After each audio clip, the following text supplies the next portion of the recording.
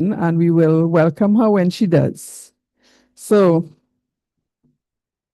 okay. So as I said before, welcome to CaribNOG 30. This is very significant for us, and I'll tell you why shortly. My name is Dr. Claire Craig, and I am the Director of Research and Stakeholder Relations at CaribNOG.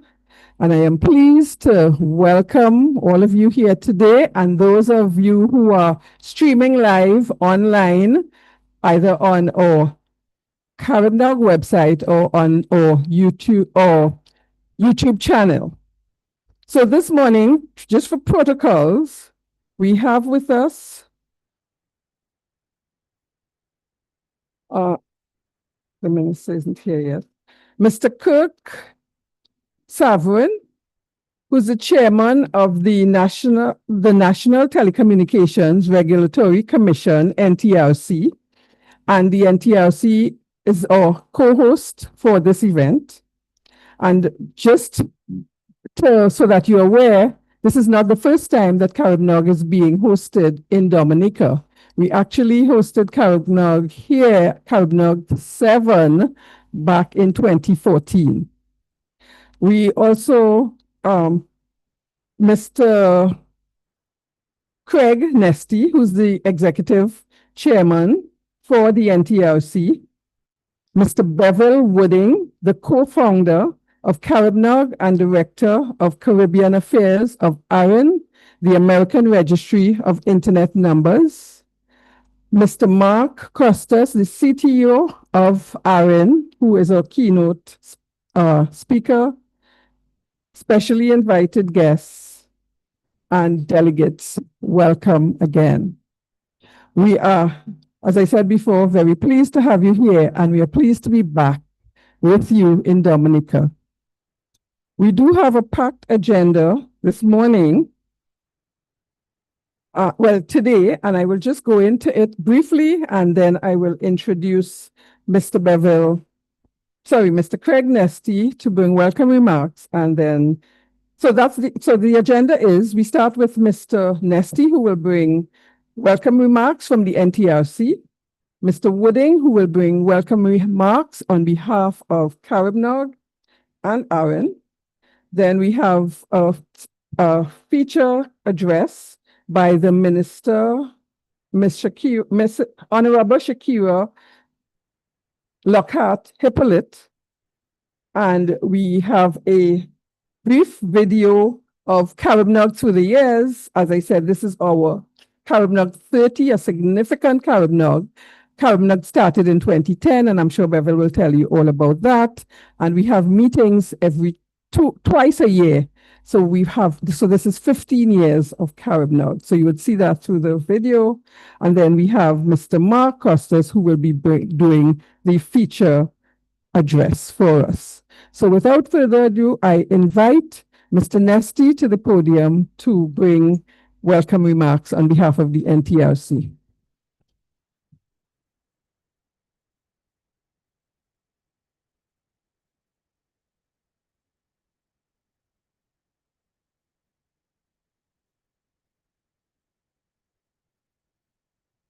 Good morning. Honorable Minister, who should be here shortly, hopefully. Honorable Commissioner Chairman, Mr. Kid Savra of the NTRC, Mr. Bevel Woodin, Director of CaribNOG, and all other delegates and invited guests. Welcome. Giving welcome remarks, this reminds me of a situation where this pilot took off. Right when he took off from the runway, he started saying, "Welcome, everybody, you're on flight, whatever, from Dominica." And he said, "Holy crap, it's burning, it's burning, it's burning." And then there was silence. And he came back on later on and he said, "Sorry about that, folks. I just spilled some hot coffee on my pants. You should see my pants now." So someone in the back said, "Well, you should come outside and see ours."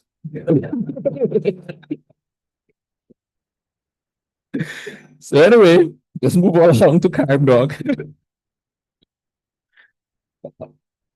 So good morning, distinguished guests, CaribNOG colleagues, industry leaders, policymakers, innovators, and friends. On behalf of the National Telecommunications Regulatory Commission of Dominica, it's my absolute pleasure to welcome you to the Nature Island and to the 30th gathering of CaribNOG Network Operators Group. Well, this is our second rodeo, so we should know how to do this.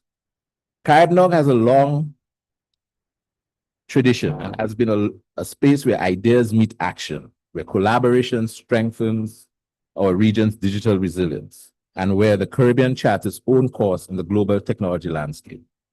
Hosting this milestone event here in Dominica is both an honor and a responsibility, one that the team at the NTRC has embraced with dedication and pride.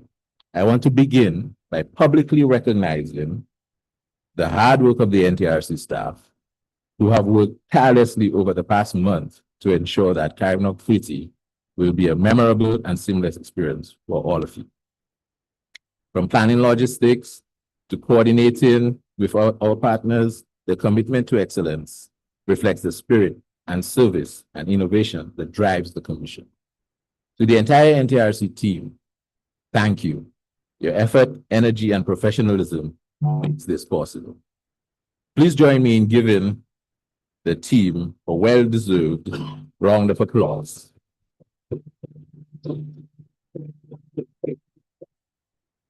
I just want to say, while they were working, I was on vacation. As we welcome you, I also want to share how Dominica continues to move boldly in the telecommunications arena. We are proud to be one of only 2 ECTEL member states to have licensed Starlink, enabling greater connectivity for our citizens and businesses. And we are already in discussions regarding direct-to-device technology, which will unlock even more possibilities for bridging the digital divide.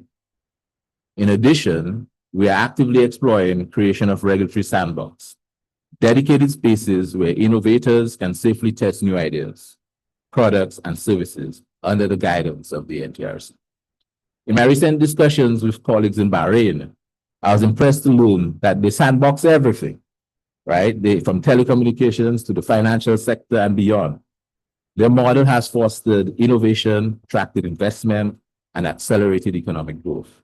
And they're a very small country, about 1 million people. We're tiny, right? I believe adopting a similar initiative here in Dominica would give our entrepreneurs a safe place to experiment and create and drive economic development, positioning our country as a regional hub for cutting-edge technology. These policy shifts are not just regulatory milestones. They are part of a larger commitment. In this fast-changing world, the NTRC must be agile, nimble, and forward-looking. We must not only welcome new technologies, but also understand them, regulate them wisely, and leverage them to serve our people. Just as we open our shores to visitors from across the Caribbean and beyond, we must open our minds to innovation. Because if we fail to adapt, we risk being left behind. The threat of digital colonialism is real, where technology is controlled by others and our region becomes mere consumers. But through forums like CaribNOG, through smart policies and through collaborative action, we can ensure that the Caribbean is not a passive recipient of technology, but an active shaper of its future. So today we gather to share knowledge, build networks, strengthen our regional capacity. Let us also commit to embracing change with courage and purpose. Together we can build a digital future that is resilient, inclusive, and truly our own. Welcome to CaribNOG 30. Welcome to Dominica. And let's make this an unforgettable event. Thank you.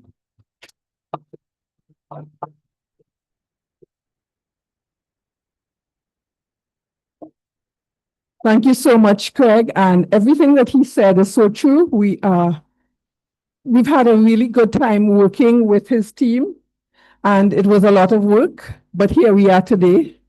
When we started, we were saying, how are we going to fill this room? And here are you all. So we are so pleased that the NTRC agreed to host this special occasion with us, with CaribNOG.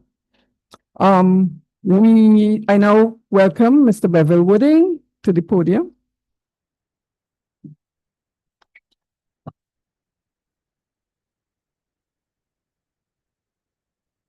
Good morning, everyone. Special greetings to my friend and colleague, Greg Nesty, chairman of the NTRC, those who flew into this CaribNOG, those who are online participating as longstanding virtual attendees, and those of you who are here in the room, good morning. My job this morning is to not just welcome you to this 30th milestone CaribNOG meeting, but also to give you a bit of background or context for how we got here. And in looking at it and considering the fact that it has been 11 years since the last CaribNOG meeting here in Dominica, I was telling Chris this morning that I was going through some of the photos from that meeting, CaribNOG 7, and a lot of us looked a lot younger then. A lot of us had a lot more energy and enthusiasm about what does it really take to build the kinds of networks and the kind of capacity required to advance the region. And a lot of us are still in the field pressing, hoping, full of faith that this is a fight worth fighting. And as a backdrop for CaribNOG that I wanted to really describe to you in my remarks this morning. But of course, I first also have to express my appreciation, my commendations, and my thanks to the hardworking team at NTRC that, without Mr. Nesty's physical presence, was able to support and to bring us to this point of actually assembling in this room. We know we had his support in the spirit, but there were times when we really wanted to have his support in meetings and his voice heard inside of things. But he built a solid team, and that team has brought us to this place. So commendations, commendations, commendations all. I also want to thank the CaribNOG team. This is a regional group of volunteers. They don't get paid for this, and they have tirelessly worked to put together this anniversary celebration meeting. This year, 2025, yes, it's the 30th anniversary of CaribNOG. The 30th regional meeting, of CaribNOG, which means we have been at it for 15 years, but it also holds double significance. We're not just marking the 30th regional meeting, we're also celebrating 25 years of ECTEL, the Eastern Caribbean Telecommunications Authority, this year. And with ECTEL, that celebration also includes the National Telecommunications Regulatory Commissions, including the Dominica NTRC. So let's give a round of applause to ECTEL and to Dominica NTRC. They have been instrumental, and that is putting it humbly, in terms of regional cooperation, policy innovation, and their support in not just helping groups like CaribNOG, but also in building out the digital Caribbean agenda, has laid the groundwork for what CaribNOG has been doing over the years as well. We also have some long-standing partners here in this room and online. One is ARIN, the American Registry for Internet Numbers. And our feature speaker this morning, our keynote speaker, is none other than Mr. Mark Costas, the Chief Technology Officer at the American Registry for Internet Numbers. Ladies and gentlemen, Mr. Mark Costas, right? And I say that way because Mark was actually in CaribNOG, the first year, the first meeting, a little room in St. Martin, off in the Westin Hotel, where we assembled to describe our intentions to build a region-wide community that could actually support the region's digitization effort. At that time, and I'm going to pull a thread from Craig's speeches as well too, we wrote a paper on the threat of digital colonization and how the Caribbean should avoid it, what steps could be taken to avoid it. The recognition at that time, or if those of you can flash your minds back to the prehistoric days of 2010, the internet was still an early and exciting nascent technology. The region was still grappling with how to use mobile phones. We were still discussing how do we get the internet to the people in the communities, and how do we address the monopoly or duopoly of high prices and inefficient services from our telecom providers. Those were the arguments and the discussions back in 2010.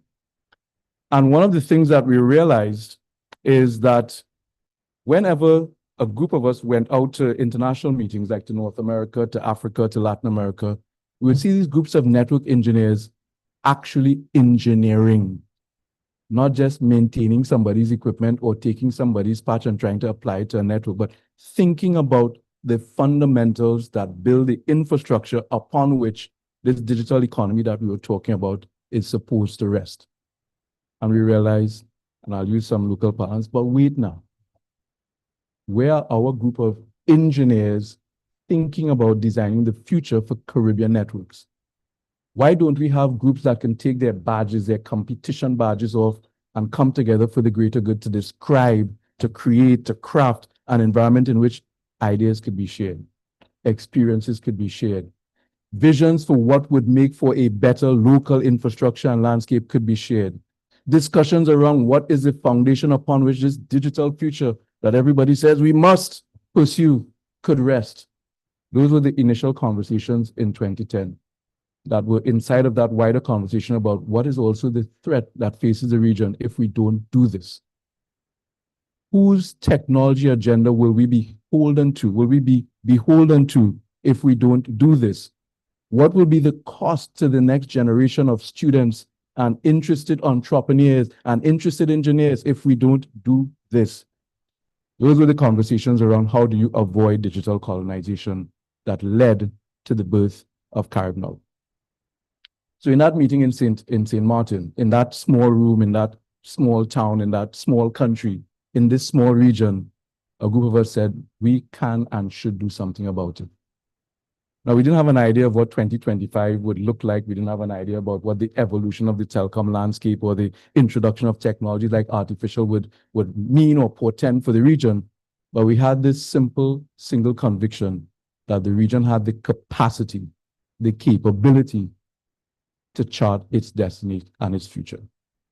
And so CaribNOG grew from that small gathering in St. Martin to where we are today. It was born out of necessity, or at least a perceived necessity, that without a cadre of real network engineers dealing with real Caribbean issues, the region would find itself at a disadvantage in the future that was going to be increasingly digital. And so there was no central space at that time for engineers to have these conversations. And there was no easy or obvious way to finance this ambitious idea. But we had people with willing hearts. We had people with faith.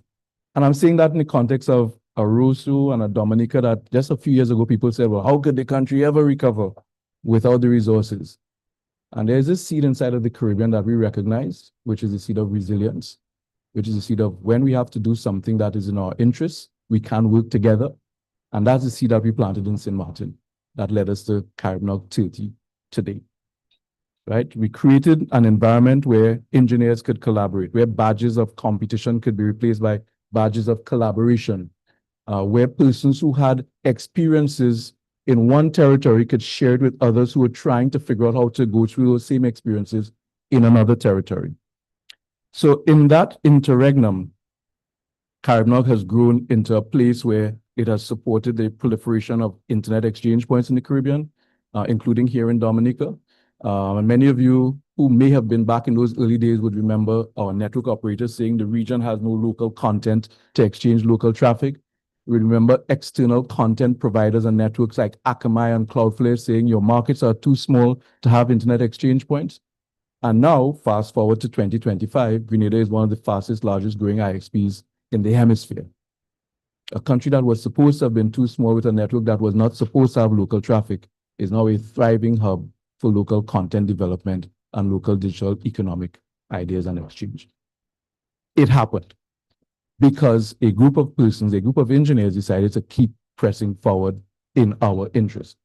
What also happened over the years is that we have, as a group, again, of volunteers, gotten together with governments across the region after hurricanes, after storms, after natural disasters to help not just rebuild networks, but build them better. Build them according to best practices that aren't emerging out of a Google search, but out of a considered local assessment of what is required for our needs. And those have now become blueprints for network development and network expansion inside of governments throughout the region, in collaboration with organizations such as the CTU, the Caribbean Telecommunications Union. We've also advanced IPv6 deployment, and some of you in this room may be familiar with the whole debate about IPv4 is dying, you're not going to have any more, oh my gosh, what are we going to do? And CaribNOG emerged as a voice that described what could be done, not just how to get numbers from organizations like ARIN and LACNIC, but how to build networks from a place of abundance, not scarcity. How to move from triple and quadruple natting networks to actually building out systems that ensure that there are enough IPs for everyone to do what they need to do. And as obvious as that might seem to some of the network engineers in the room, because of the long history of building with scarcity, it was actually and remains actually a very challenging effort to shift mindsets around how networks are built and designed. But that's why we have a group of us to do those things. We also champion digital resilience and raise awareness about critical internet infrastructure as governments put increasing monies into the content end without appropriate or commensurate investments on the infrastructure end. Working with regulators such as the NTRCs and national regulatory authorities to describe and explain the implications of not paying attention to and making investments in critical internet infrastructure as one moves to build the internet economy. And then more recently, in recognition of the changing tide and new technologies and threats, such as the region's peculiar vulnerability to cybersecurity and its peculiar vulnerability to evolving AI innovations, we have commissioned the CaribNOG Next Gen program to start getting to students, not in university level when their brains are already calcifying, but in primary schools and secondary schools when they can think creatively and openly around what kind of solutions are required for our future.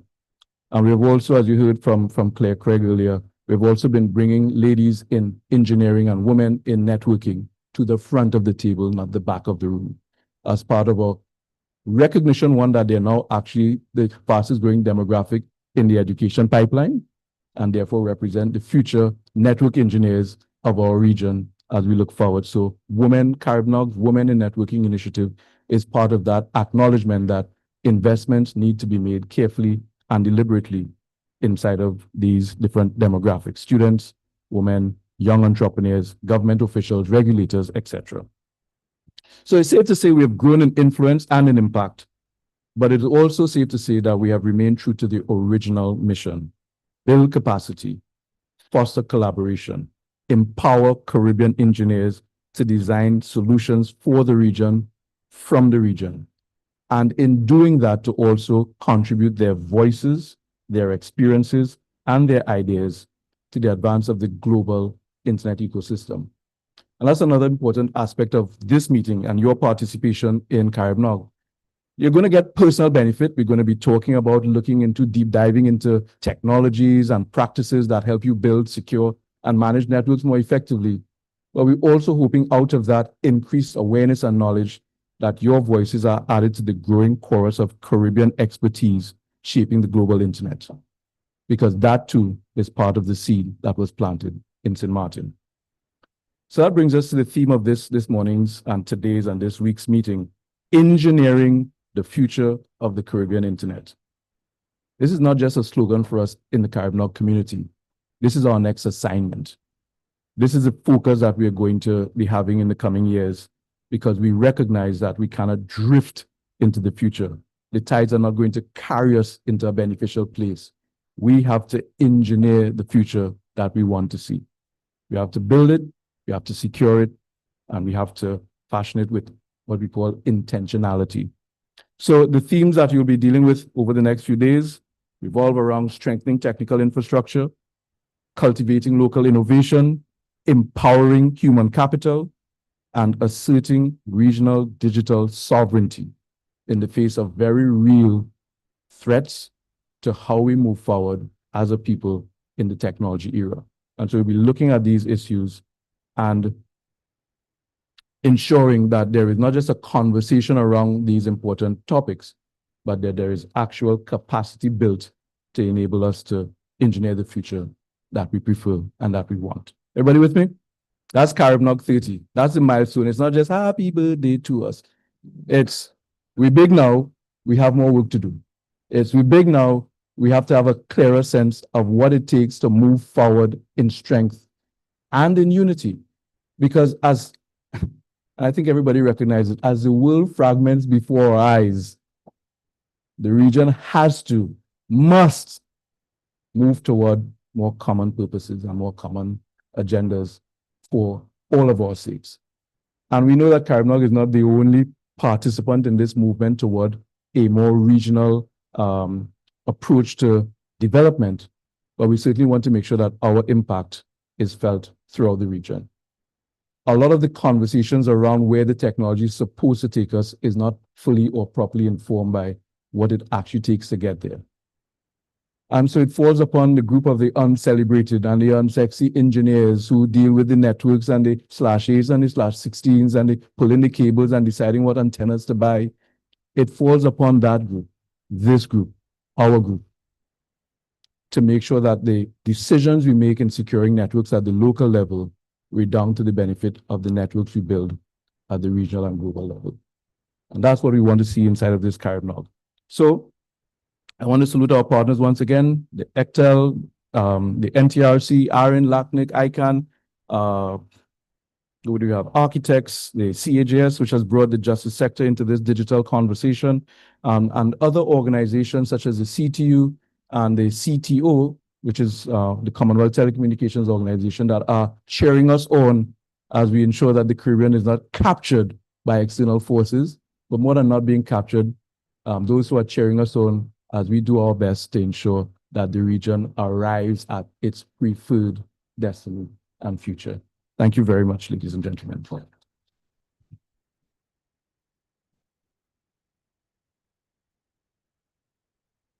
Thank you so much, Bevel. Come, let's give him a more hearty round of applause.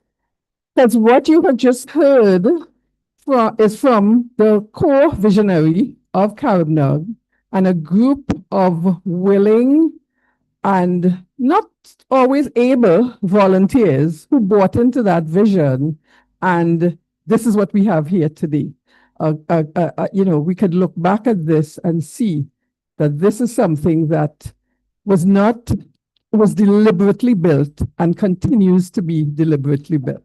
So I take this opportunity to welcome the Minister, the Honorable Shakira Lockhart Hippolyte, who is the Minister of State in the Ministry of Public and Digital Economy. Minister, I welcome you to give the address, please.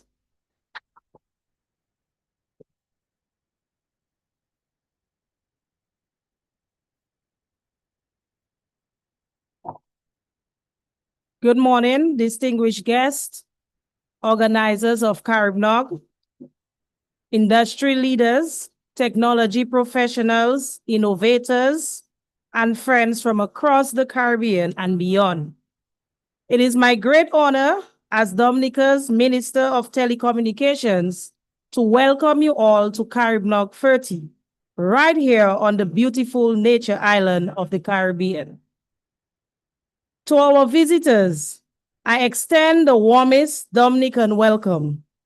Dominica is a land of resilience, where emerald rainforest meets the sparkling Caribbean Sea, and where the spirit of our people mirrors the strength of our mountains.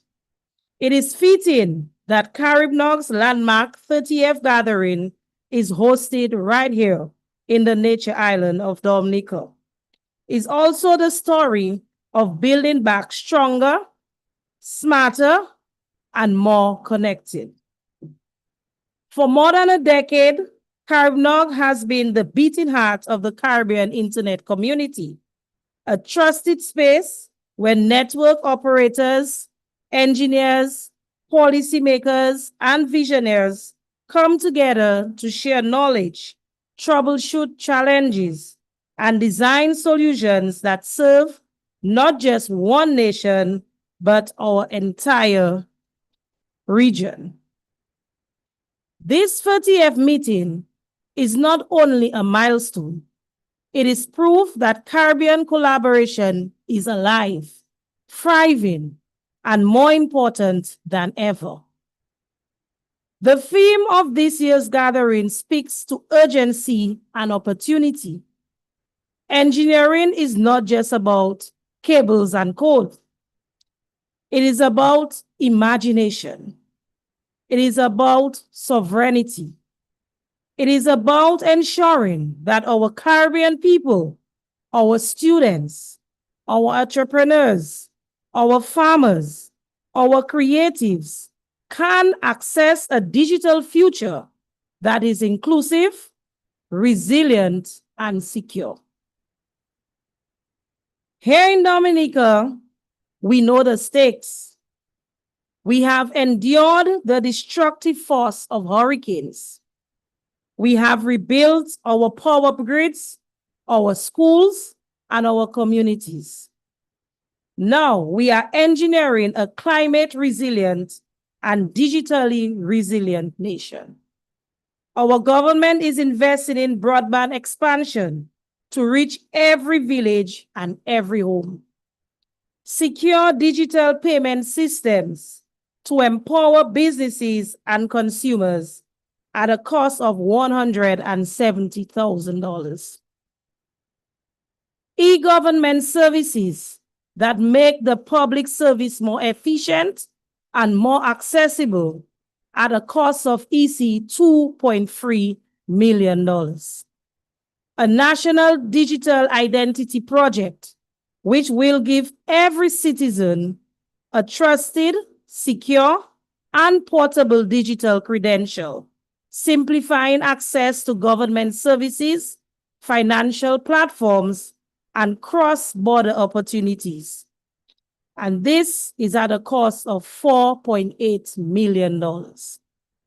A health management information system that uses real-time data to improve patient care, strengthen hospital management, and deliver health services that are faster, safer, and more reliable at a cost of $23 million.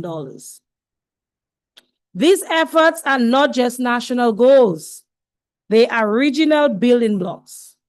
Because when one island strengthens its digital backbone, the entire Caribbean network becomes stronger. But no country can engineer this future alone. Cybersecurity threats do not respect borders. Connectivity gaps cannot be solved in isolation. That is why gatherings like CaribNOG are vital. Here, we share knowledge about routing, security, data privacy, and next-generation network design. Here, we strengthen trust among operators and policymakers. Here, we prove that Caribbean solutions can meet Caribbean challenges. As we embark on the next 3 days of technical deep dives, policy dialogues, and collaborative innovation, I urge each of you to share openly, learn relentlessly, build networks, both digital and human, that will outlast this conference. Let us leave Dominica not only with new skills and ideas, but with new partnership and renewed commitment to a sovereign, sustainable Caribbean internet. In closing, CaribNOG 30 is more than a meeting. It is a movement. Together, let us engineer a future where every Caribbean citizen, no matter how small their island is or how remote their villages are, can stand tall in the digital age. On behalf of the government and the people of Dominica, I thank the organizers, CaribNOG, the sponsors, and each of you for your dedication to the shared mission. May this gathering inspire bold action, lasting friendships, and a stronger and more connected Caribbean. Welcome to Dominica. Welcome to the land of Booyah. I hope to see many of you all at our 25th World Creole Music Festival in the next month. Welcome to CaribNOG 30, and let us continue to build the digital future together. Thank you very much.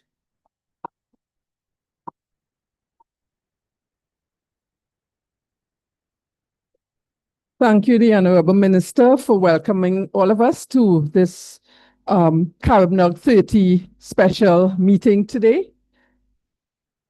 We are very pleased to have you here, and thank you for having CaribNOG, for agreeing to have CaribNOG in Dominica. Now, it gives me great pleasure to welcome Mr. Mark Costas, the CTO of ARIN. Mark is no stranger to CaribNOG, as Bevel has said. And you will notice in CaribNOG, we call persons by their first names. So it's Bevel, it's Mark, it's Craig, because we feel very comfortable and we want you to feel comfortable to approach us as well. So Mark, as Bevel has said, was actually at the very first CaribNOG meeting. And Mark continues to support CaribNOG in ways that you will not even understand. Him being here is a testament of that support from ARIN. So I welcome Mark to give you a feature speech or keynote address today. Thank you, Mark. Please welcome Mark.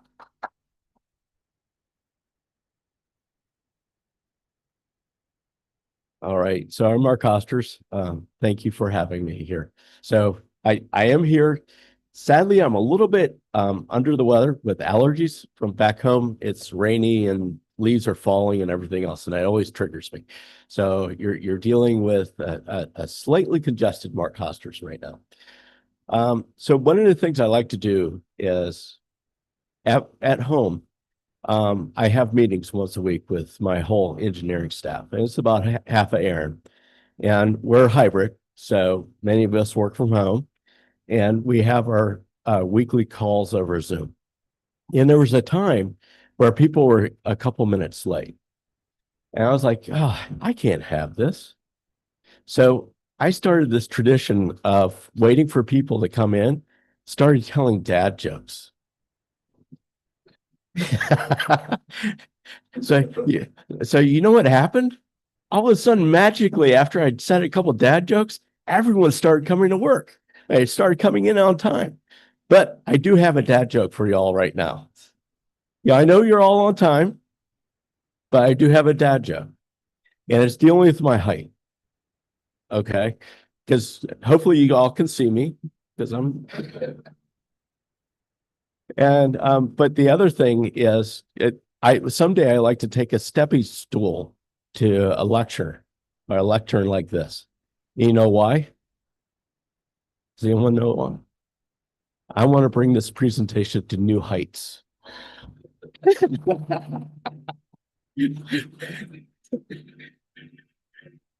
All right. So with that, where's the clicker at? Well, is there a clicker for the presentation?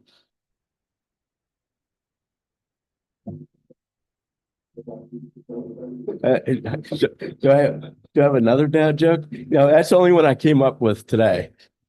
Does anyone else have a dad joke they'd like to share? So while we're working on a presentation or getting the clicker for this presentation, what I like to do is I like to give you sort of a background of what I'm going to be talking about. And I started working for this small company called Network Solutions back in 1991. Okay. And you know what? This is terrible, but I have a hard time saying that. Okay. So I'm going to be innovative. So now you all really can see me. All right. So the presentation is still coming up, but while it's coming up, what I like to do is give you sort of a background what I'm going to be talking about here. So I started with a small company called Network Solutions in 1991. And it was a company that I didn't really know much about, to be honest. It was very close to my house. Within a month of July 1991, bought a new house, had a kid, and started a new job. And I went into this new job, and one of the things that they said in this new job is, okay, your job is to work on this thing called the DoD Network Information Center. So back in 1991, the internet was very small. And anyone actually still a part of it back in those days? No. So anyways, in 1991, it was a very, very small network. A lot of people knew everybody else. It was a very small community. And so I came in there and I was really excited about it because I just got out of grad school and one of the classes I had was advanced networking. And one of the things that really sort of shot out at me on that class was this DoD Network Information Center. And lo and behold, I'm actually working at it. So here I'm the DBA for this company that's actually running the internet at the time. And so it started to grow. And within the first week, I no longer worked a normal 40-hour week. I was doing 18-hour days, 6 days a week. I did that for years because the internet was just growing and growing and growing. So at some point, I'm going to forget where I'm going to be on this presentation. But so anyways, so my wife, she was like, "What are you doing? Why are you doing all this?"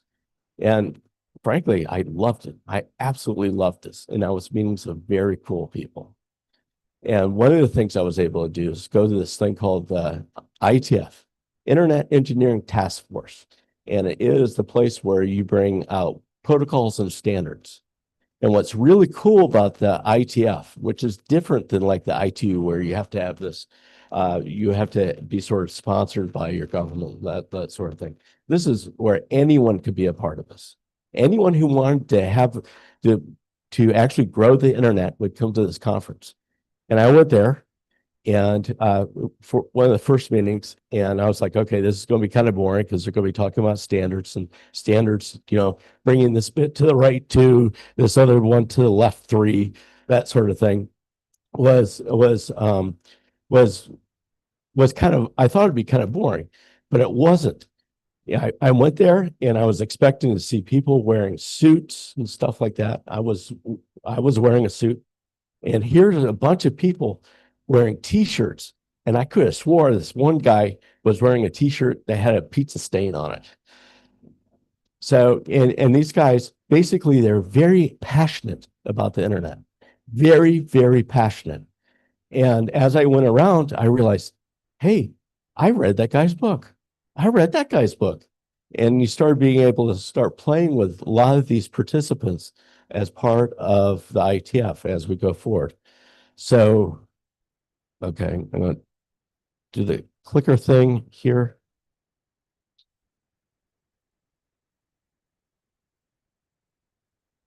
Okay, oh, look at, nope, that's not what I want.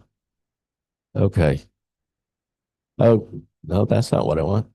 So that's the wrong presentation, actually. So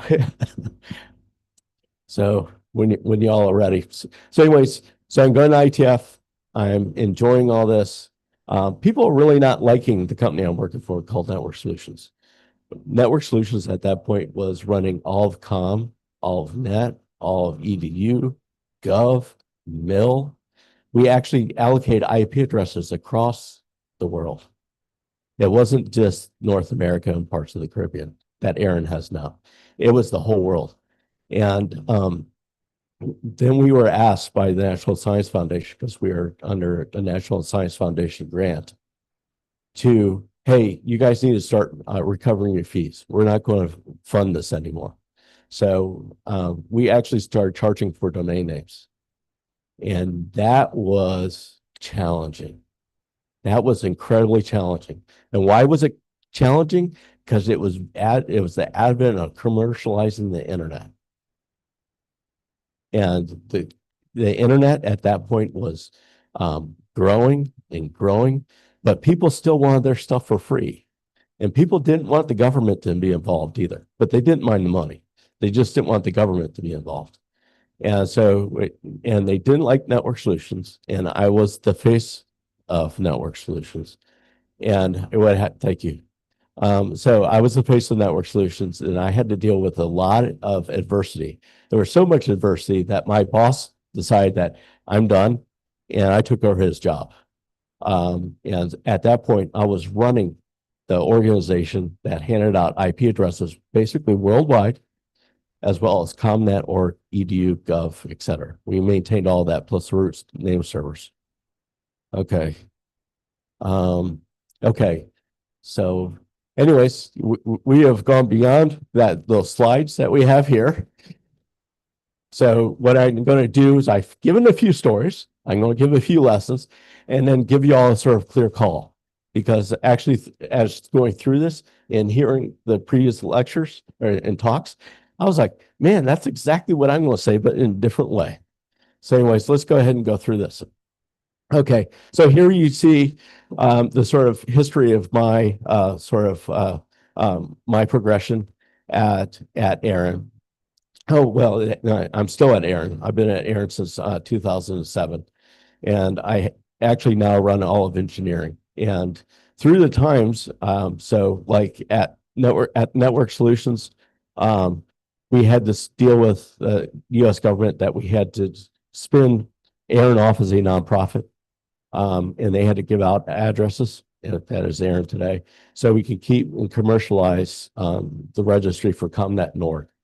And Aaron, our Network Solutions at that point grew and grew and grew. I came up with this idea with the registry split. They want to buy a domain name from Com or Net, you have to go through like GoDaddy. And all that stuff was actually sort of, the mindset was actually through me and a team of engineers that put that all together.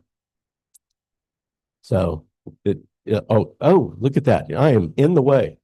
And I'm going to look at the presentation in the back. So, okay. So here we go. So y'all can see where we are here. And what I like to do now is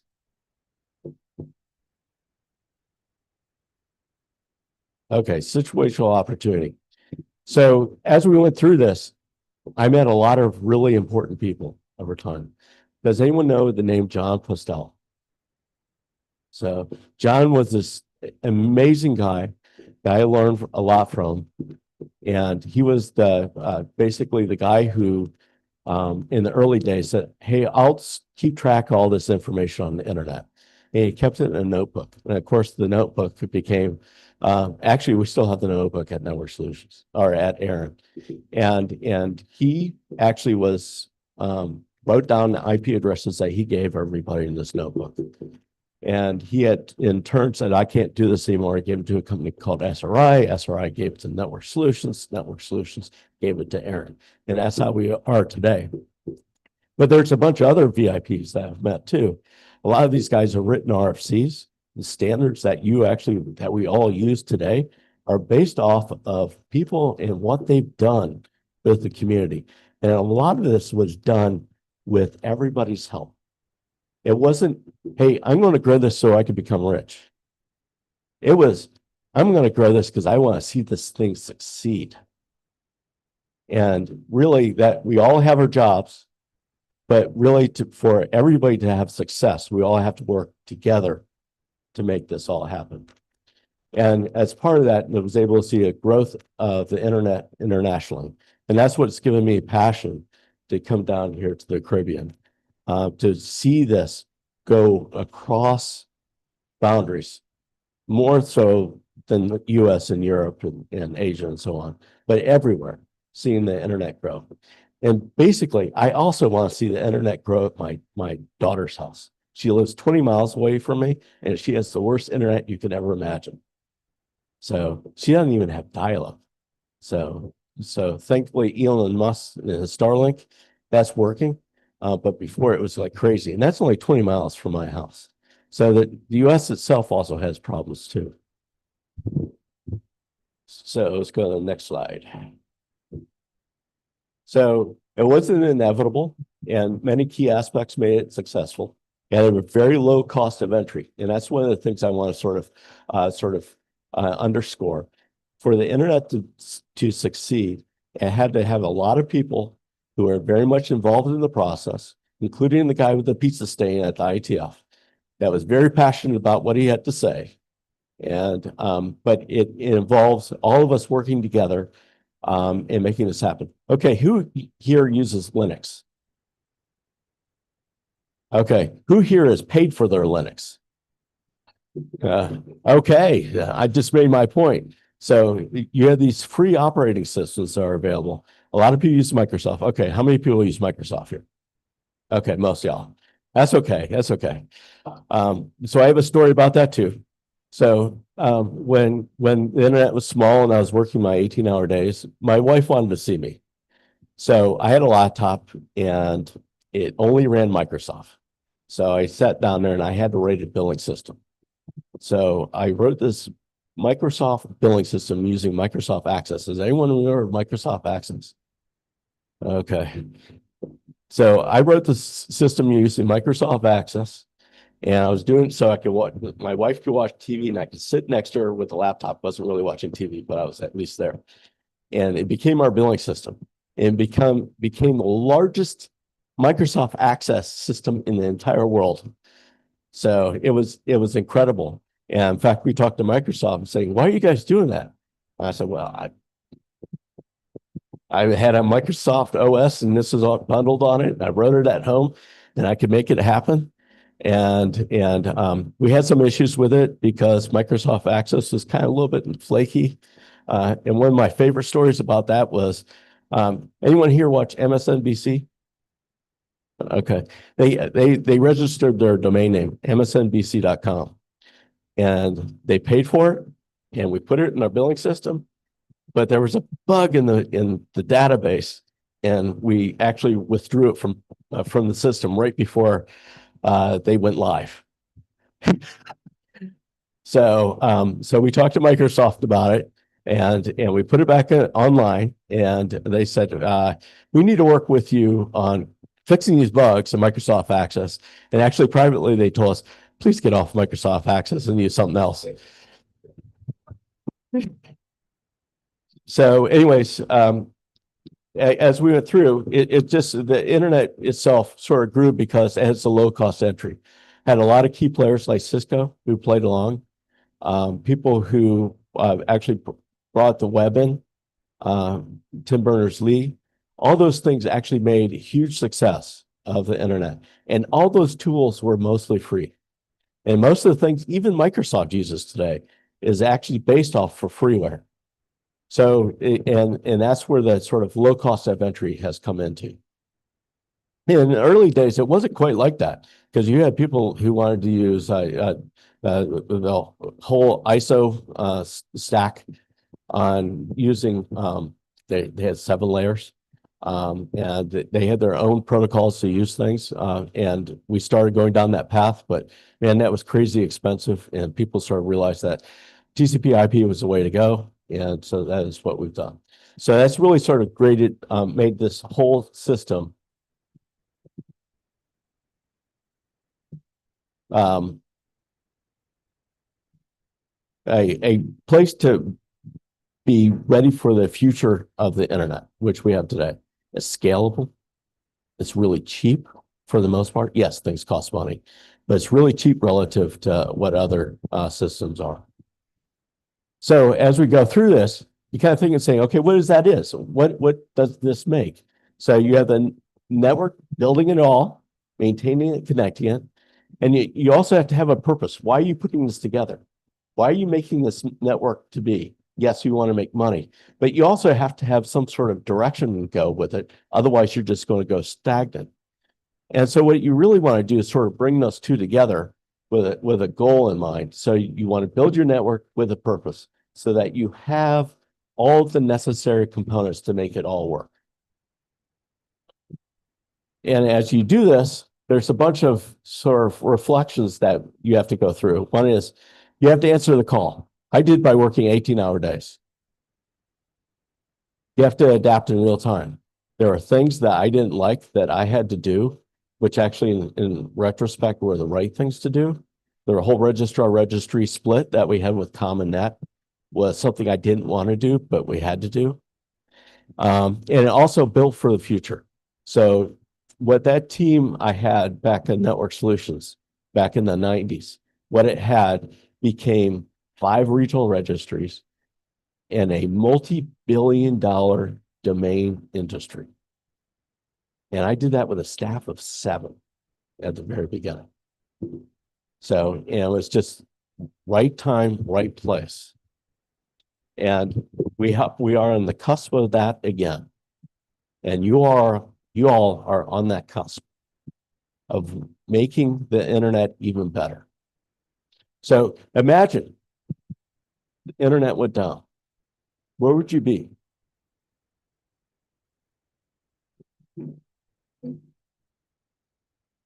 My wife now, she's actually my worst IT horror story ever, but I love her to death. But could you imagine with her, with the early days is why are you working all these hours?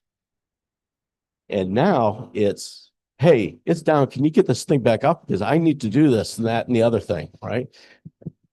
So anyways, you can see that the internet has become a core part of our life. iMessage goes across the internet. You probably surf the web a little bit before coming in here. Went across the internet. What would you do if you didn't have the internet? What did you all do when Hurricane Maria came through? But who used well, of course, you didn't have electricity then either for a little bit, right? But when they came back, I mean, it was kind of chaotic, wasn't it? I mean, we've had hurricanes in Virginia too, where I'm from. Nothing compared to here, but when the internet goes down, people kind of go crazy. So, and this is incumbent on all of us actually keeping this up. A big part of this is actually the scarcity. Since IPv4 took off, there wasn't enough addresses. And so you have things like NATs and double NATs and triple NATs and that sort of thing. And Bevel and I were at one location and we were trying to teach people IPv6. And it was a university. And as we were going through, we were trying to set up a V6 network, and we were actually tunneling back to our network back in Virginia to show people how IPv6 worked. The network we were on was 3 layers deep, 3 layers of deep NAT space. And we asked, so why are you doing this? And the answer we received was, we're protecting the students. And my response is, how is that protecting the students? They need to learn. So when I did it, I worked with the PDP 1123, which is a really old machine.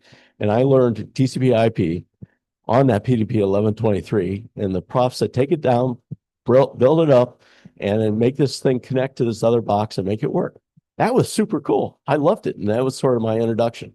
And we need that with the upcoming generation as well, is teaching people how to use the tools, no matter how complex they are, how they can connect, and how people can reimagine how things are going to be in the future. So, of course, here is the move to V6, and because that will be our future. But before, it will only run so long before it dies out. So, as we go forward, it's a matter of trust. As you grow, you have to deal with the matter of co-opetition. Like I fly a lot with United Airlines. They have a lot of partners. They have a lot of places where they fly together, and in those places they compete.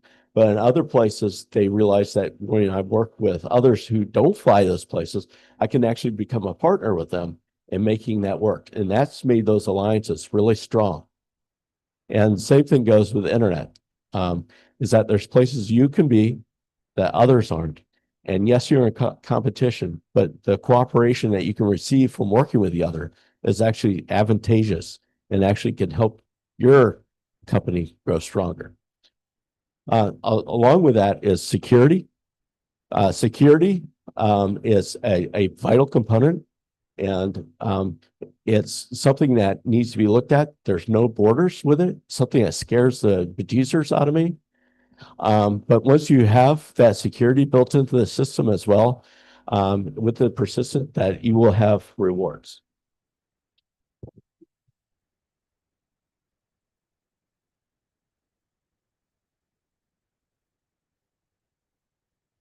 Okay, clickers decided. Oh, so what have we learned and what are we going to do now? So lesson one, you got to be confident. You got to understand what you're doing. Two, you got to have a community. You all need to work together on making it stronger. The cooperation that I'm talking about. And the third part is the character. Saying that you're going to do it and actually doing it is actually incredibly important to make this all happen. If you don't have this, it doesn't work. Oh, I'm sorry about that. I'm in the way again. The second one is decisions. There are times that you don't make the right decisions, but you learn from them and you move on. Second part is communication. It's very important to have the communication to make that all go. And the third part is focusing on the things that matter the most as you build these networks, as you build in network security and everything else. It's really important to make that go.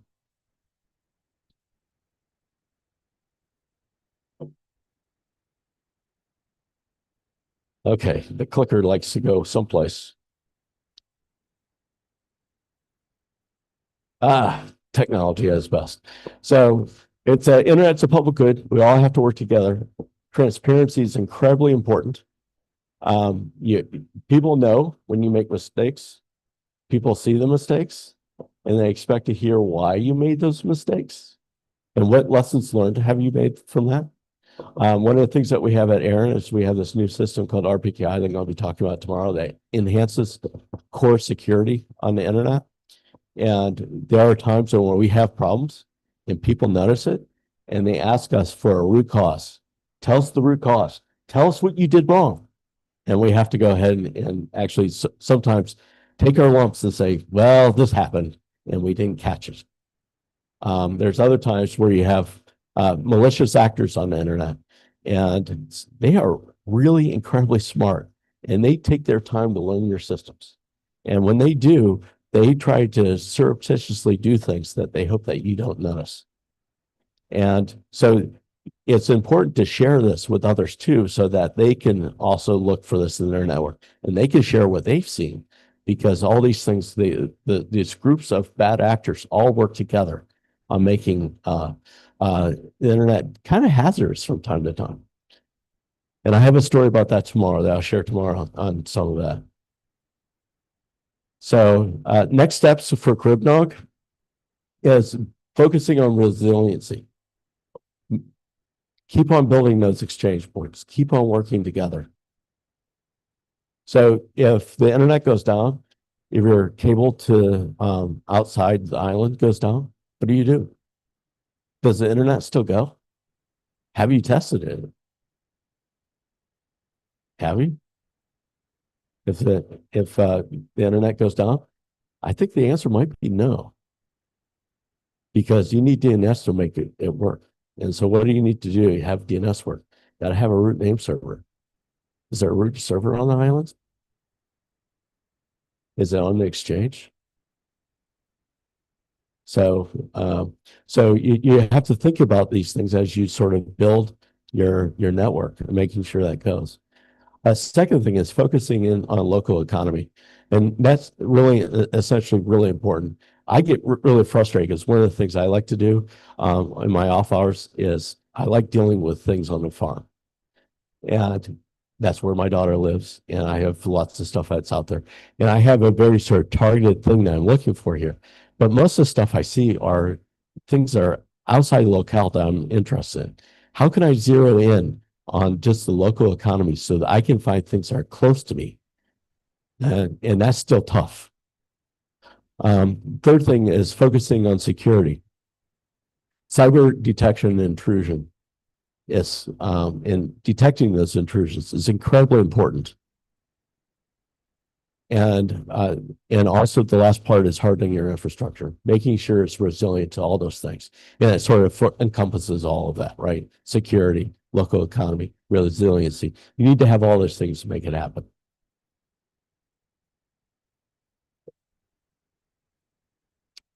So in that sense, CaribNOG has actually worked on this, and this is something that Bevel has been talking about for years and years and years.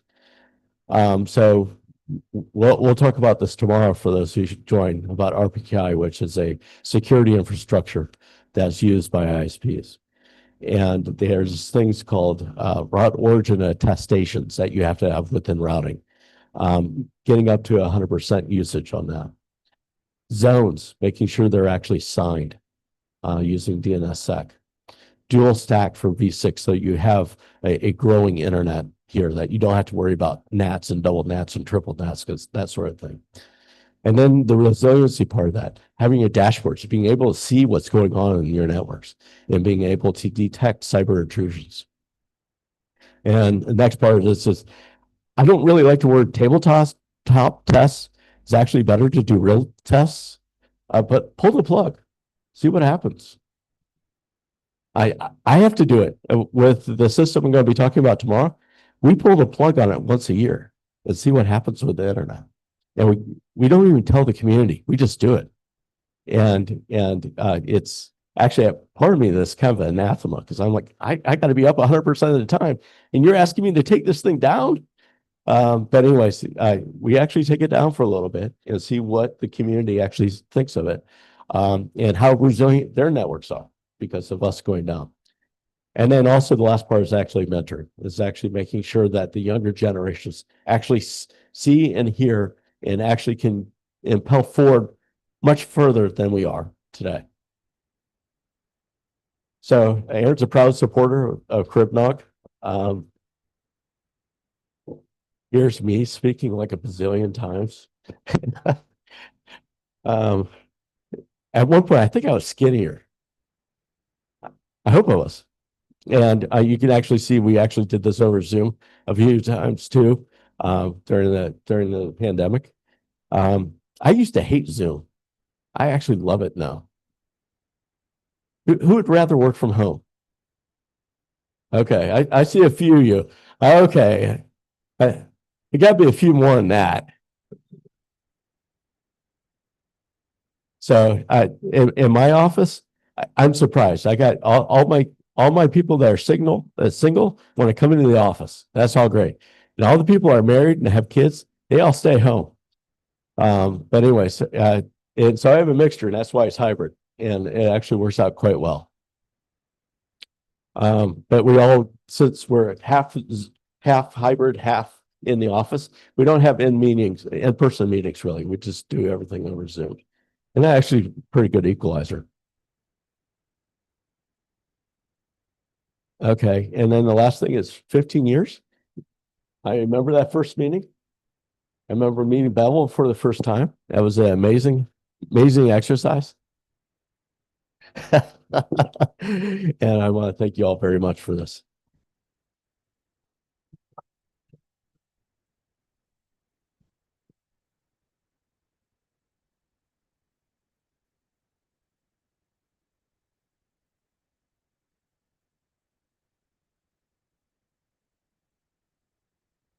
Thank you so much, Mark. Let's give him another round of applause. As he walked us through memory lane. And one of my takeaways from this was, there's a saying, if you want to go fast, go alone. But if you want to go far, go together.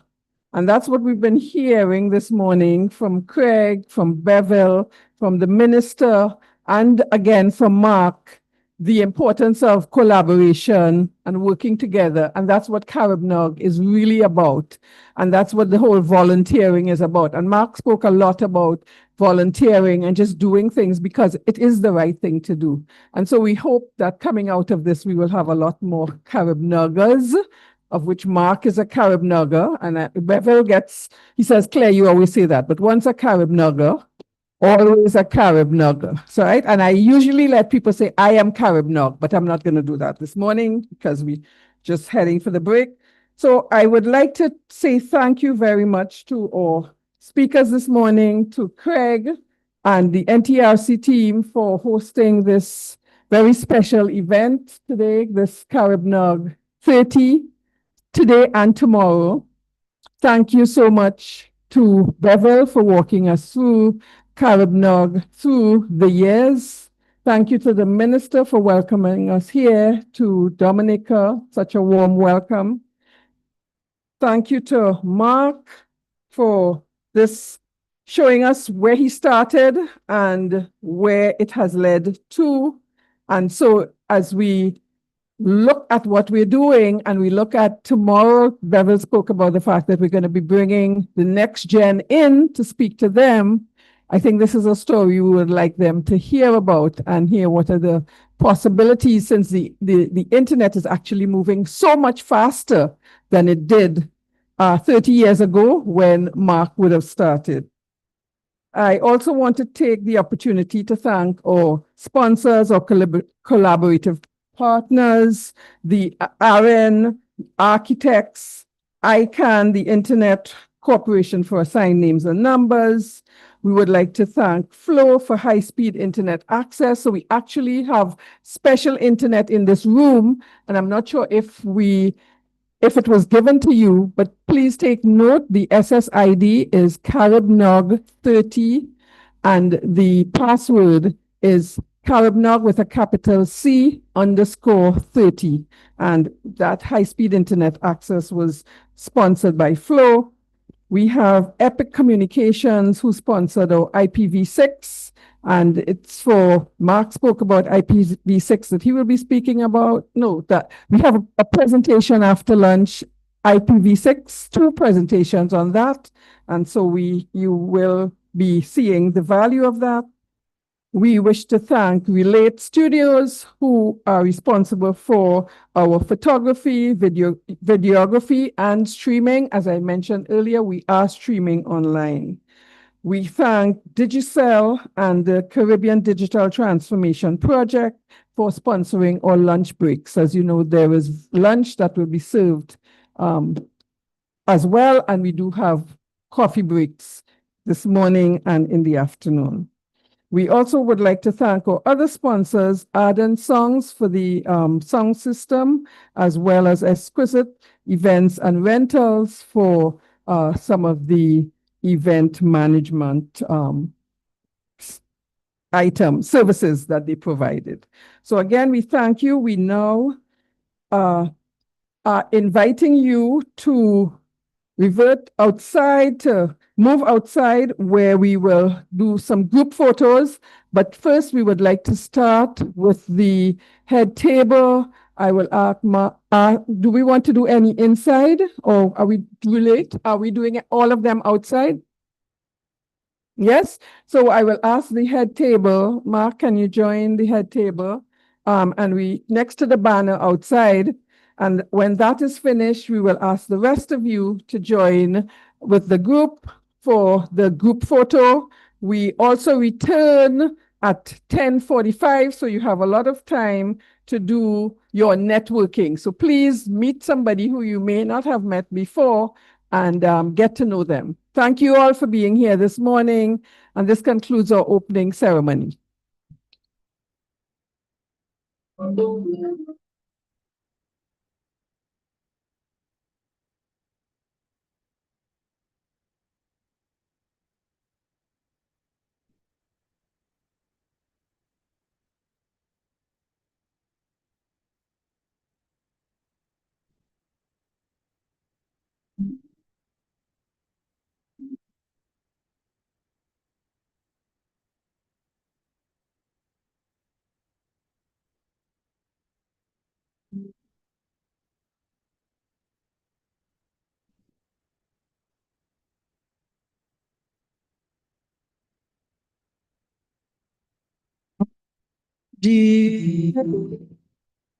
Girl, you always